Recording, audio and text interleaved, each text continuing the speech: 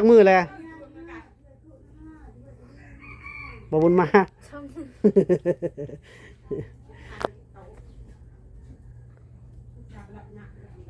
เออกลางมุ้งไว้เลยเนาะ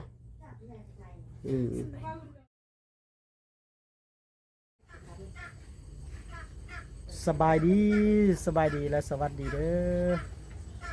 อพี่น้องปองปายเบิดสุขสุขคนเด้อยังอยู่ในเฮือนน้องวาดก่อนท่านผู้ชมเนาะได้ยินข่าวว่าน้องๆเพิ่นเป็นไข้บ่สบายมา 2-3 มื้อแล้วท่านผู้ชมน้องบุญมาน้องเจลาเป็นไข้เบิด2เดี๋ยวเขาไปหาเพิ่นก่อนเนาะพูนสภาพกลางมุ้งไว้อีกเนาะบัดนี้เนาะโอ้นี่ยังยาบ่สบายดีพ่อแม่พี่น้องเพิ่นได้ละสบายดี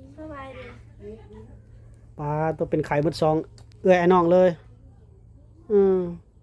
เป็นไข่จักมือแลบ่บุญมา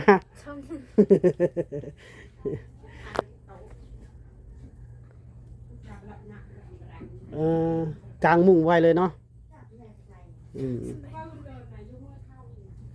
บ่ฮ้อนบ่กลางมุ้งไว้บัดนี้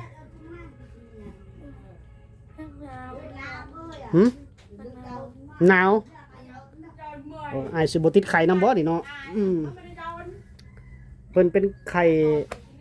ยังบ่ฮู้กันบ่ยังบ่ได้ไปกวดบ่ได้ไปคลินิก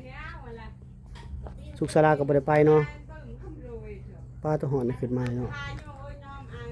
ไอ้วังกี้นี่ป้าจอยเข้ามาเห็นนอนอยู่ในมุ้งพุ่นแหละท่านผู้ชมนี่ยากินเพิ่นได้ยายังเลยกินมียาซาลาพาราซาลาโอ้ดิวางยากินโอ้อันนี้เคินอันนั้นได้ท่านผู้ชมไอบูแมนนั่นนี่ยานะยาแก้ปวดเจ็บเส้นเจ็บเอ็นซาลานะอันนี้น่าจะเป็นออริดาละลายน้ำพวกนี้มันนี่ยาดีวัดบ้างนี่คือมันเป็นยาดีวัดลาว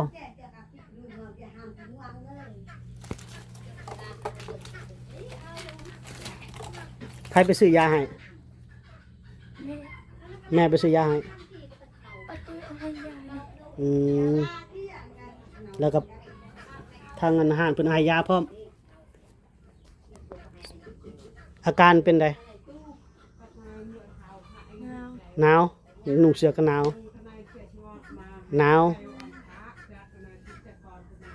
แล้วจะนอนห่มผ้าเนาะก็คลายวัดทั้งละ2 มื้อแล้วบ่ได้ไปเวียกเนาะมื้อเดียวเจ้าเป็นไข้ได้2 มื้อมื้อนี้เด้2 มื้อบุญมานี่เป็นก่อนเดี๋ยวมันก็จะเป็นมดเฮือนนะไข่นะถ้าไปอยู่ใกล้มันก็จะติดเป็นนำกันหมดคู่คนเบื้องต้นนี่มันซื้อยากินเองเนาะบ่ได้ไปกวดบ่ได้ไปยังก็ไข้วัดนั่นแหละไข้วัดแต่ว่าน้องเพิ่นบ่ได้ไปกวดกินยาเองเจ็บบ่กระตุ้นกระโตเจ็บบ่บ่ได้ปวดบ่หรือว่าเจ็บหัวเนาะหัวเจ็บหนาวขี้มูกเป็นบ่ขี้มูกเป็นหวัดบ่ได้เป็นบ่สบายเนาะทรงสิงเงาบ่เจ้าก็บ่ได้เข้ามาหลายมื้อเลยท่านผู้ชมนะนี่ก็มาหาน้องวาดเพิ่นละได้ยินข่าวว่าบ่สบายว่าจะจังขึ้นไปว่ะอาจจะขึ้นมาเยี่ยมยาม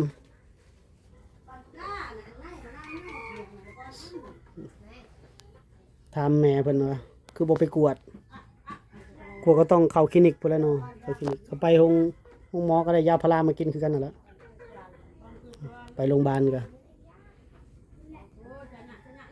คลินิกก็ต้องได้ใช้เงินแล้วแบบไข้พวกนี้เดี๋ยวไข้หวัดใหญ่โควิดมันเท่านั้นแล้วบุญมานี่2 มื้อแล้วนอน เขาก็กินอยู่บ่เขาก็จอยแล้วทำไมเนาะ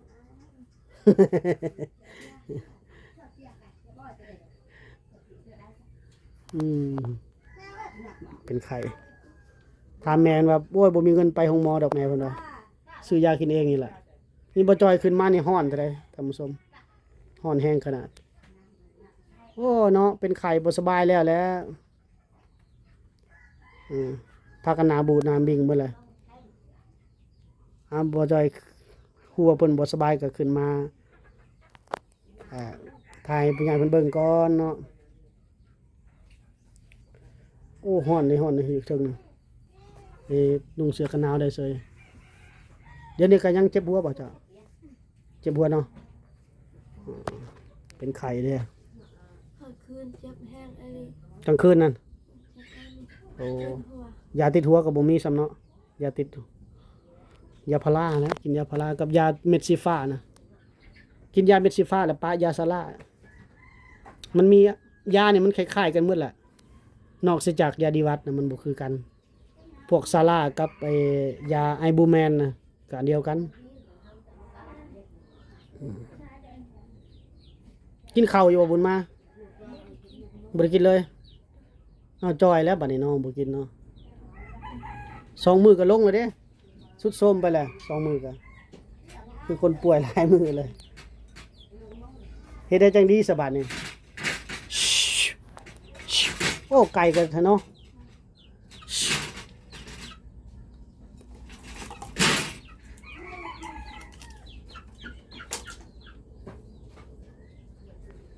เฮ็ดได้จังดีเฮ็ดได้จังหายไว บ่ฮู้คือกัน บ่ฮู้แล้วเนาะครอบแล้วเจ้าของห้านเพิ่นก็ เอื้อยไปแทน โอ้วาดบ่เป็นนะโอ้แสดงว่าวาดคุมควบงาน2 งานเลยเต้มื้อนี้ช่วงนี้เนาะทางไปเวียกเราเองแล้วก็ไปเวียกตัวนั้นอ๋อส่วนอันนี้ผู้ใดไปแทน นี่นะ ตินาอ๋อหาตัวแทนไปเนาะโอ้พิลึกฤทธิ์เจ้าของห้านเนี่ยเนาะผักแสดงว่าต้องมีตัวแทนแน่เนาะอืมทางลมก็เสียงเว้ากันจกจักอยู่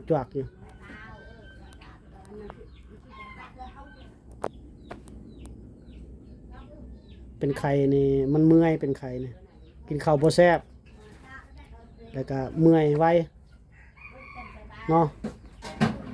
อยากอยู่บ่เขาก็ บ่อยากบ่อยากเลย แต่ก็ต้องกินแล้วกินแล้วก็เพื่อกินยาอีก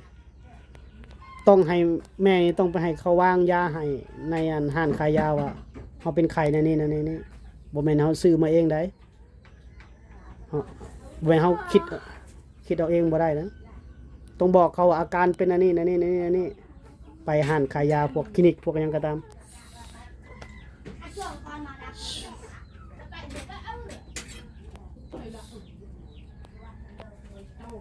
เป็นไข้หลายมือก็แฮงเมื่อยเฮาก็ขาดงานพร้อมแล้วก็เมื่อยพร้อมเพื่อสิฟื้นฟู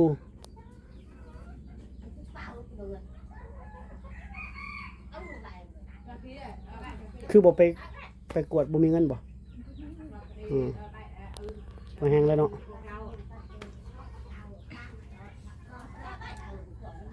นี่เรากางมุ้งไว้ข้างแน่เนาะอากาศเปลี่ยนแปลงช่วงนี้เพราะว่ามันเริ่มมีน้ำค้างลงมาเลยท่านผู้ชมเนาะน้ำหมอกน้ำค้างช่วงนี้ซ้ำแจ้งนี่ประมาณตี 3มานี่จะเริ่มเห็นน้ำค้างลงเลยแถวบ้านมันก็เห็นอากาศน้ำค้างตกให้เฮาเป็นหวัดอากาศเปลี่ยนแปลงว่าซั่นซะช่วงเดือนนี้กำลังเปลี่ยนแปลงเด้มันกำลังเพราะว่าแดดแล้วฝนตกแดดแล้วฝนตก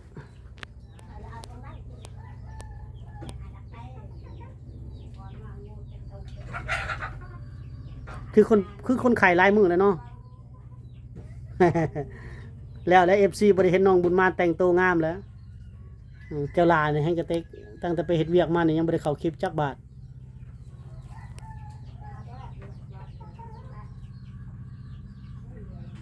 ต้องกินยาตามที่แพทย์สั่งแล้วก็ดีไว้แล้วจะไปเฮ็ดเวียกเฮ็ดงานของไผของเรา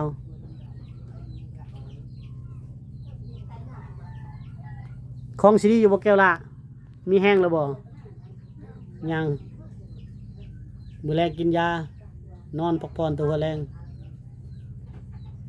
บ่ดีแล้วพอแห้งได้ขาดงานคือว่าแล้วมีตัวแทนแล้วเนาะมีตัวแทนแล้วบ่ได้ขาดแล้วคันบ่มีนั้นล่ะเพิ่นว่าขาดวางตอนบ่จอยมาหาน้องวาดเห็นสุพุ่นนอนโอ้นอนปิ่นหัวมาพี่หรือบ่เดี๋ยวนี้ก็ไปปิ้ง อ๋อปิ่นหัวลงที่ตะเป็นตกเขาบ่ได้ให้ปิ่นลงให้ปิ่นขึ้นนั่นละถึงแล้วจะว่านะ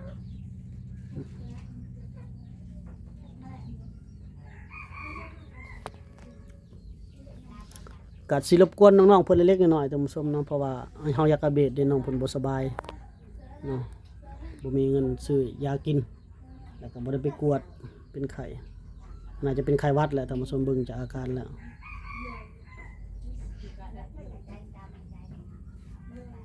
เอาอ้ายจะรบกวนประมาณนี้ก็เด้อสบายดี FC เพิ่นเด้อ สบายดี เอาพักผ่อนเด้อบัดนี้เด้อหายไวๆ วานนะ สบายดี FC แน่ สบายดี สิไปใส่ได้นี่คือว่าเต็มสุดเถอะ ไปส่งเขา ไปส่งแขก แม่ แขกหรือคนลาว แขก โอ้แขกเพิ่นพยายามเนาะซ่อนซองเลยบ่ แม่ แกเพิ่นไหวอยู่บ่ ไว้ ไหวแล้วซ่อนซอง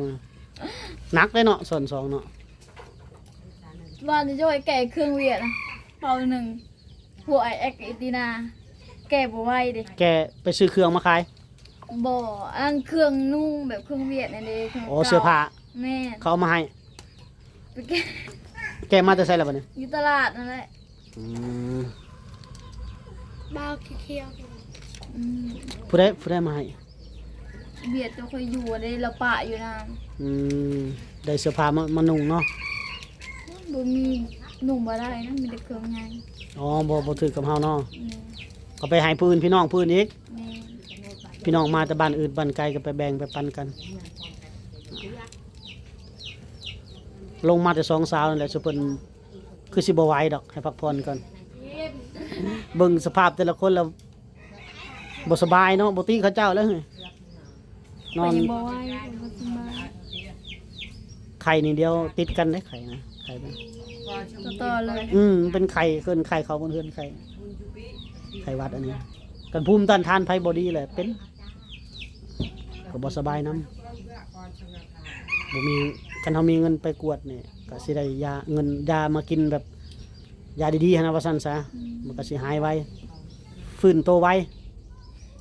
ไปมันจะไปหาหมอเนี่ยกินยาแล้วก็ดีเลย ดีบ่บอกก็ดีก็เฮาไปซื้อยาในห้องหมอที่ มื้อนั้นเลยว่าสิไปหาหมอแบบไข้แห้งฮ้อนนอนแบบมื้อว่าสิไปหาหมอแล้วมื้ออื่นบัดแลมตอนเช้าแล้วก็ไข้แน่เย็นแล้วก็เตือนแล้วก็ยา โอเคเซโปนคลินิกเซโปนเดี๋ยวนี้ก็จราจรแขวงเต็มอยู่ตามทางนี่บ่กล้าพาลงไปดอก เสียวเลยพูดแล้วไปซื้อยาบ้านเฮาก็มีแต่ด็อกเตอร์เก่งๆทั้งหมดจากเขตบ้านเสร็จแล้วก็ไปซื้อยาอยู่เวียดพุ่นเอาคนไปซื้อยาอยู่เวียดนี่ดีไว้เวียดเก่งได้เวียดก็หมอเวียดก็เก่งได้พวกคลินิกพวกหยังเขาก็เก่งเหมือนกัน บ่ฮู้ว่าคลินิกเวียด บ่ฮู้ซั่นบ่โอ้เจ้า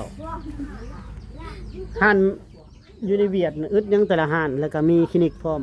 อยู่มันพวก ก็ถามว่าเธอ